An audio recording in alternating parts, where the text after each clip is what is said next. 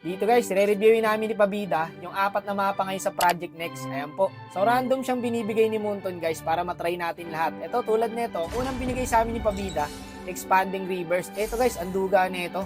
Ito yung use na Expanding Rivers guys. Pag lumabas na yung kulay blue na yan, para kayong nakasprint niya. Basta nandun lang kayo sa sakop na yun guys, yung kulay blue.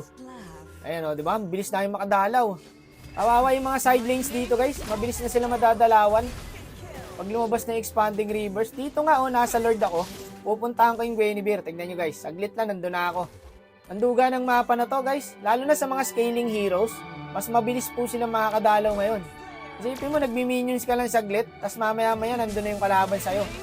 So yan po ang use ng Expanding Rivers guys, nag-try ulit kami, and ang lumabas naman, Broken Walls. Saka alam nyo ba guys, maraming nagjo-Johnson dito sa Broken Walls, kasi pabor talaga sa mga Johnson user to guys.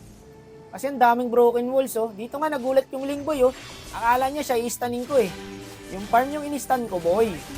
Kaya sarap mag-Johnson dito guys. Ang luwag na oh. Ang dami mo nang pwedeng lusutan oh. Broken walls na nga. Nababangga pa rin tong isa na to. Mahirap kalaban dito ya pag magaling yung Johnson. Eh kasi yung Johnson ko, tignan mo, dinadala ako sa 4. Baliwala din yung advantage ng broken walls guys pagka ganito driver mo. Tapos dito, trinay namin yung pangatlong mapa guys. Ang Flying Cloud. Eto, dito siya nag-enjoy. Walang yung Pabida to. Lumipad-lipad lang, hindi na siya naglaro. Ayun, nakaka-enjoy nga rin naman talaga guys. Dito nga yan, may nag-try yun na inggit. Kaso ayaw sa kanya, umalis na lang siya. Hindi gumagana yung Flying Cloud guys pag dark system. Joke lang. Gumagana sa lahat yung guys. Etong benefits niya no. Mabilis ka makaka-respo. Diba? Patay rin ako.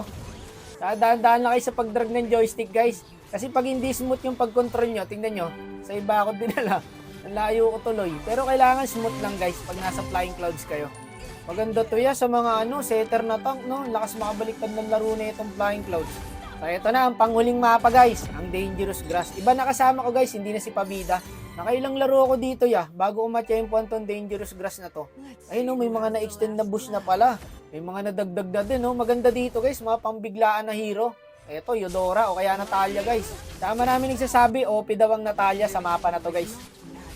Itatry natin sa susunod dyan. Tamo naman, kaya pala Dangerous Grass oh. Tamang antay ka lang ng kalaban oh. Ang duga nitong mapa na to ya. Dito lang ako nag-enjoy guys.